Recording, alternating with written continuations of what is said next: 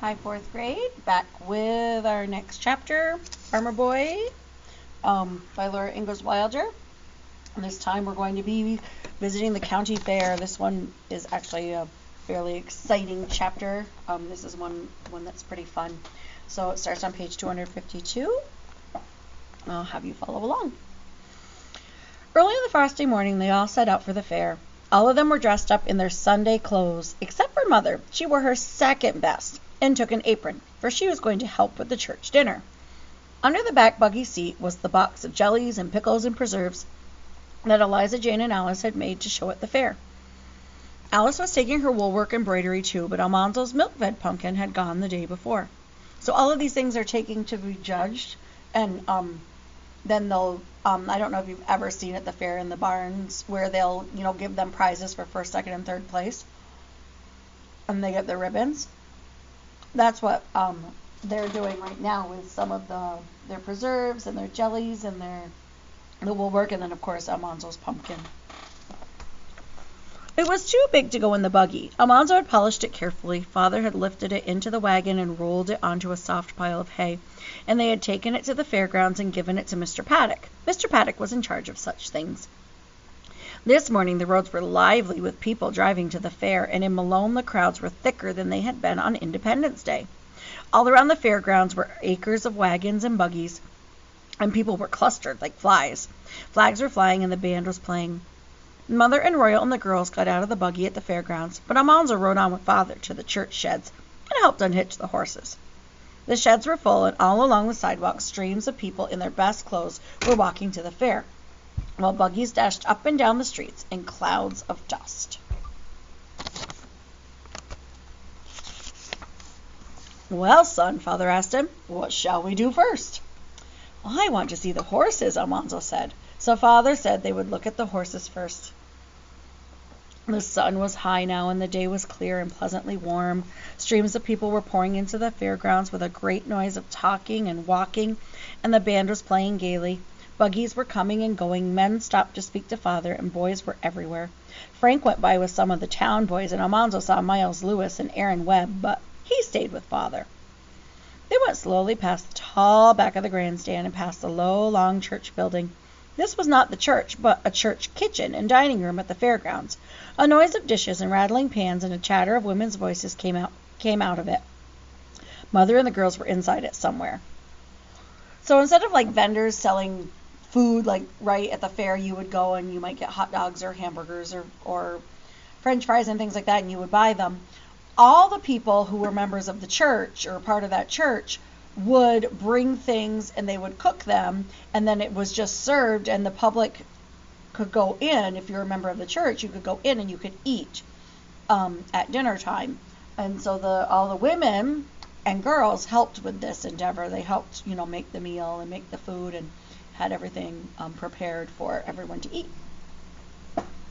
Beyond it was a row of stands and booths and tents, all gay with flags and colored pictures and men shouting, step this way, only 10 cents, 1 dime, the 10th part of $1, oranges, oranges, sweet Florida oranges, cures all ills of man and beast, prizes for all, prizes for all. Last call, boys, put down your money, step back, don't crowd. One stand was a forest of striped black and white canes. If you could throw a ring over a cane, the man would give it to you. There were piles of oranges and trays of gingerbread and tubs of pink lemonade. There was a man in a tailcoat and a tall, shining hat who put a pea under a shell and then paid money to any man who would tell him where the pea was. "I know where it is, Father," Almanzo said. "Be you sure?" Father asked. "Yes," said Almanzo, pointing, "under that one." "Well, son, we'll wait and see," Father said. Just then a man pushed through the crowd and laid down a $5 bill beside the shells.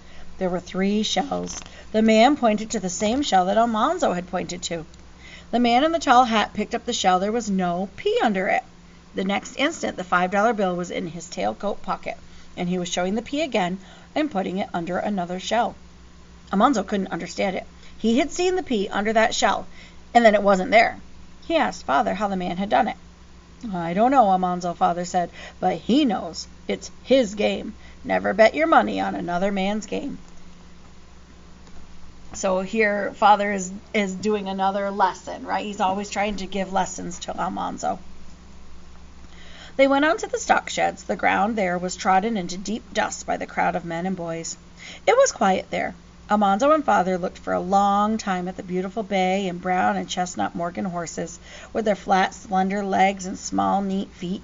The Morgans tossed their small heads, and their eyes were soft and bright. Almanzo looked at them carefully, and not one was a better horse than the colts Father had sold last fall. Then he and Father looked at the thoroughbreds with their longer bodies and thinner necks and slim haunches. The thoroughbreds were nervous. Their ears quivered and their eyes showed with whites. They looked faster than the Morgans, but not so steady. Beyond them were 3 large speckled gray horses. Their haunches were round and hard. Their necks were thick and their legs were heavy. Long bushy hair hid their big feet.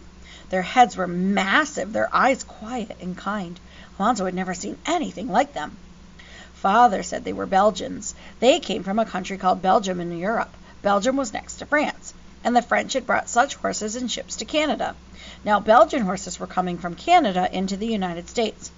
Father admired them very much. He said, "Look at that muscle. They'd pull a barn if hitched to it." Almanzo asked him, "What's the good of a horse that can pull a barn?" "We don't want to pull a barn. A Morgan has muscle enough to pull a wagon, and he's fast enough to pull a buggy, too." "You're right, son," Father said. He looked regretfully at the big horses and shook his head. "It would be a waste to feed all that muscle, and we've got no use for it. You're right." Almanzo felt important and grown up talking horses with Father. Beyond the Belgians, a crowd of men and boys was so thick around a stall that not even Father could see what was in it. Almanzo left Father and wriggled and squeezed between the legs until he came to the bars of the stall. Inside it were 2 black creatures. He had never seen anything like them. They were something like horses, but they were not horses.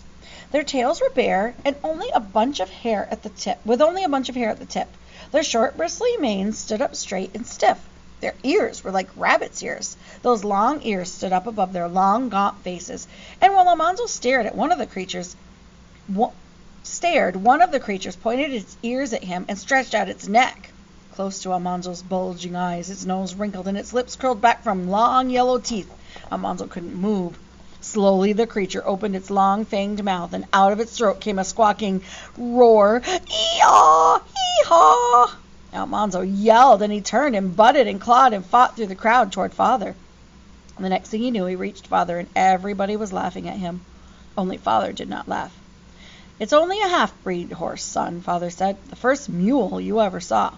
"You're not the only one that was scared, either," Father said, looking around at the crowd. Almanzo felt better when he saw the colts. There were 2-year-olds and yearlings and some little colts with their mothers. Almanzo looked at them carefully, and finally he said, "Father, I wish—" "What, son?" Father asked. "Father, there's not a colt here that can hold a candle to Starlight. Couldn't you bring Starlight to the fair next year?" "Well, well," Father said, "we'll see about that when next year comes." When they looked at the cattle, there were fawn-colored Guernseys and Jerseys that came from islands named Guernsey and Jersey near the coast of France. They looked at the bright red Devons and the gray Durhams that come from England. They looked at the young steers and yearlings, and some were finer than Star and Bright. They looked at the sturdy, powerful yoke oxen. All the time Almanzo was thinking that if only Father would bring Starlight to the fair, Starlight would be sure to take a prize. Then they looked at the big Chester white hogs and the smoother, smaller black Berkshire hogs. Almanzo's pig Lucy was a Chester white, but he decided that someday he would have a Berkshire too. They looked at merino sheep like Father's with their wrinkled skins and short fine wool, and they looked at the larger Cotswold sheep whose wool was longer but coarse. Father was satisfied with his merinos. He would rather raise less wool, of finer quality, for Mother to weave. By this time it was noon, and Almanzo had not seen his pumpkin yet, but he was hungry, so they went to dinner. The church dining room was already crowded. Every place at the long table was taken, and Eliza, Jane, and Alice were hurrying with the other girls who were bringing loaded plates from the kitchen. All the delicious smells made Almanzo's mouth water. Father went into the kitchen, and so did Almanzo. It was full of women hurriedly slicing boiled hams and roasts of beef, and carving roast chickens and dishing up vegetables. Mother opened the oven of the huge cook stove and took out roasted turkeys and ducks. 3 barrels stood by the wall, and long iron pipes went into them from a cauldron of water boiling on the stove. Steam puffed from every crevice of the barrels. Father pried off the cover of one barrel, and clouds of steam came out. Almanzo looked into the barrel, and it was full of steaming potatoes in their clean brown skins. The skins broke when the air struck them and curled back from the mealy insides. All around Almanzo were cakes and pies of every kind, and he was so hungry he could have eaten them all, but he dared not touch even a crumb. At last he and Father got places at the long table in the dining room. Everyone was merry, talking and laughing, but Almanzo simply ate. He ate ham and chicken and turkey, and dressing and cranberry jelly. He ate potatoes and gravy, succotash, baked beans and boiled beans and onions, and white bread and Ryan Injun bread and sweet pickles and jam and preserves. Then he drew in a long breath, and he ate pie. When he began to eat pie, he wished he had eaten nothing else. He ate a piece of pumpkin pie and a piece of custard pie, and he ate almost a piece of vinegar pie. He tried a piece of mince pie, but could not finish it. He just couldn't do it. There were berry pies and cream pies and vinegar pies and raisin pies, and he could not eat any more. He was glad to sit down with Father in the grandstand. They watched the trotting horses flashing by, warming up for the races. Little puffs of dust rose in the sunshine behind the fast sulkies. Royal was with the big boys down at the edge of the track, with the men who were betting on the races. Father said it was all right to bet on races, if you wanted to. You'd get a run for your money, he said, but I would rather get something more substantial for mine. The grandstand filled up till people were packed in all the tiers of seats. The light sulkies were lined up in a row, and the horses tossed their heads and pawed the ground, eager to start. Almanzo was so excited he could hardly sit still. He picked the horse he thought would win, a slim, bright chestnut thoroughbred. Somebody shouted. All at once the horses were flying down the track. The crowd was one roaring yell. Then suddenly everyone was still in astonishment. An Indian was running down the track behind the sulkies. He was running as fast as the horses. Everyone began to shout, "He can't do it! $2, he'll keep up. The bay, come on, come on. $3 on the Indian. Watch the chestnut. Look at the Indian." The dust was blowing on the other side of the track. The horses were flying, stretched out above the ground. All the crowd was up on the benches yelling. Almanzo yelled and yelled. Down the track the horses came pounding. Come on, come on! The bay, the bay! They flashed past too quickly to be seen. Behind came the Indian, running easily. In front of the grandstand he leaped high in the air, turned a handspring, and stood saluting all the people with his right hand. The grandstand shook with the noise of shouting and stamping. Even Father was shouting, "Hurrah! Hurrah!" The Indian had run that mile in 2 minutes and 40 seconds, as fast as the winning horse. He was not even panting. He saluted all the cheering people again and walked off the track. The bay horse had won. There were more races, but soon it was 3 o'clock. Time to go home. Driving home was exciting that day because there was so much to talk about. Royal had thrown a ring over one of the black and white striped canes, and he had it. Alice had spent a nickel for peppermint candy. She broke the striped stick in two, and each had a piece to suck slowly. It seemed strange to be at home only long enough to do the chores and sleep. Early next morning they were driving away again. There were 2 more days of the fair. So there we go. 3 days for the fair, right? They already went to 1, and there were 2 more after that 1. This morning Almanzo and Father went quickly past the stock sheds to the display of vegetables and grains. Almanzo caught sight of the pumpkins at once. They shone out brightly, golden among all the other duller things. There was Almanzo's pumpkin, the largest of all. "Don't be too sure of getting a prize, son," Father said. "It isn't size that counts as much as quality." Almanzo tried not to care too much about the prize. He went away from the pumpkins with Father, though he couldn't help looking back at his pumpkin now and then. He saw the fine potatoes, the beets, turnips, rutabagas, and onions. He fingered the brown, plump kernels of wheat and the grooved, pale oats, the Canada peas and navy beans and speckled beans. He looked at the ears of white corn and yellow corn and red, white, and blue corn. Father pointed out how closely the kernels grew on the best ears, and how they covered even the tip of the cob. People walked slowly up and down looking. There were always some people looking at the pumpkins, and Almanzo wished they knew that the biggest pumpkin was his. After dinner he hurried back to watch the judging. The crowds were larger now, and sometimes he had to leave Father and squirm between people to see what the judges were doing. The 3 judges wore badges on their coats. They were solemn and talked together in low voices so that no one heard what they said. They weighed the grains in their hands and looked at them closely. They chewed a few grains of wheat and of oats to see how they tasted. They split open peas and beans, and they shelled off a few kernels of each ear of corn to make sure how long the kernels were. With their jackknives they cut the onions in 2 and the potatoes. They cut very thin slices of potatoes and held them up to the light. The best part of a potato is next to the skin, and you can see how thick the best part is if you hold a very thin slice to the light and look through it. The thickest crowd pressed around the table where the judges were and watched without saying anything. There wasn't a sound. When at last the tall, thin judge with the chin of whiskers took a snip of red ribbon and a snip of blue ribbon out of his pocket. The red ribbon was second prize, the blue ribbon was first. The judge put them on the vegetables that had won them, and the crowd breathed a long breath. Then all at once everybody talked. Almanzo saw that people who didn't get any prize and the person who got second prize all congratulated the winner. If his pumpkin didn't get a prize, he would have to do that. He didn't want to, but he guessed he must. At last the judges came to the pumpkins. Almanzo tried to look as if he didn't care much, but he felt hot all over. The judges had to wait till Mr. Paddock brought them a big, sharp butcher knife. The biggest judge took it and thrust it with all his might into a pumpkin. He bore down hard on the handle and cut a thick slice out of it. He held it up, and all the judges looked at the thick yellow flesh of the pumpkin. They looked at the thickness of the hard rind and at the little hollow where the seeds were. They cut tiny slices and tasted them. Then the big judge cut open another pumpkin. He had begun with the smallest. The crowd pressed tight against Almanzo. He had to open his mouth to get his breath. At last the judge cut open Almanzo's big pumpkin. Almanzo felt dizzy. The inside of his pumpkin had a big hollow for seeds, but it was a big pumpkin. It had lots of seeds. Its flesh was a little paler than the other pumpkins. Almanzo didn't know whether that made any difference or not. The judges tasted it. He could not tell from their faces how it tasted. Then they talked together for a long time. He could not hear what they said. The tall, thin judge shook his head and tugged his whiskers. He cut a thin slice from the yellowest pumpkin and a thin slice from Almanzo's pumpkin and tasted them. He gave them to the big judge, and he tasted them. The fat judge said something, and they all smiled.